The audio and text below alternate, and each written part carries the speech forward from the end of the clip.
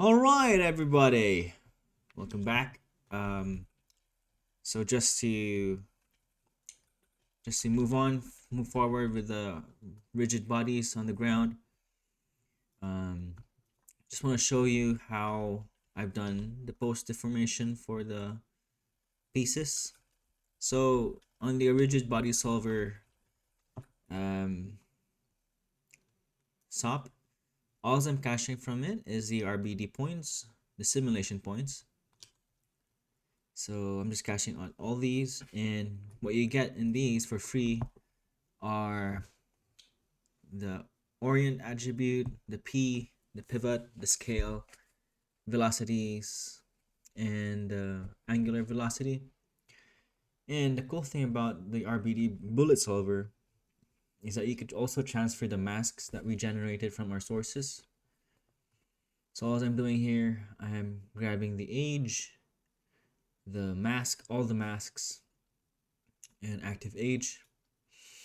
So the active age, I'm just using this add active age attribute.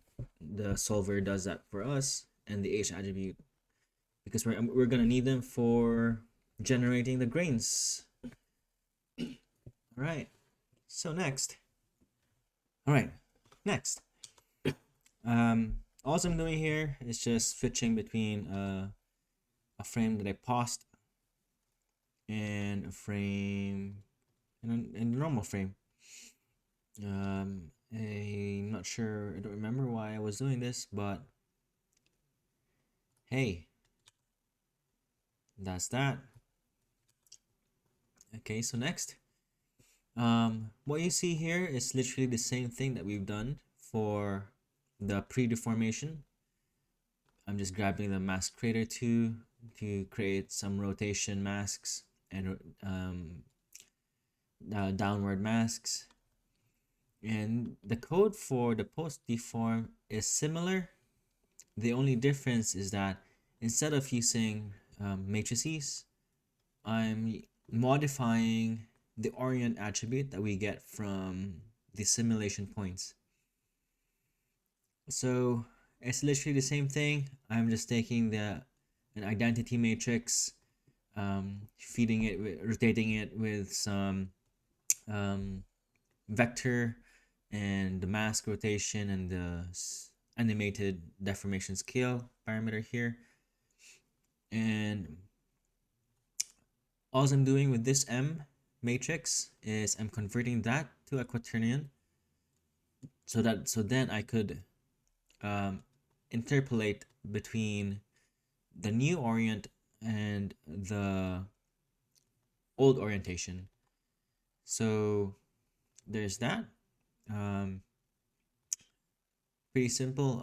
The reason why I'm using the orient attribute is because it's already existing, and that's what the transform pieces uses to spin, to rotate the pieces. So yeah. The position is literally the same thing. And all I've done is to do the animation for the scale deformed for the overall deformation. So that's that. So we've got two streams here. This here is just for me to visualize proxy pieces. So it's just the fractured pieces that I poly reduced, because at the moment I have almost 3 million prims and 3 million points.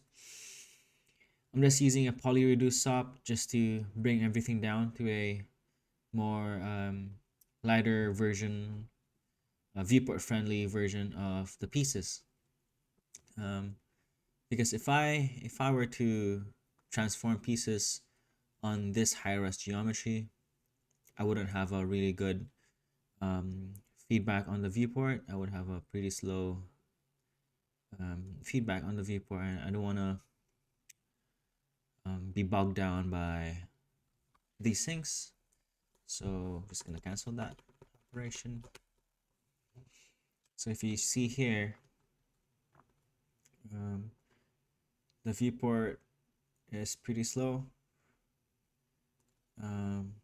So if you just poly reduce that and have like 500,000 frames and 300,000 points. Now it's a lot faster to play back. So that's that. But this one gets rendered instead. This one is just for the viewport. All right. So I'll see you in a bit.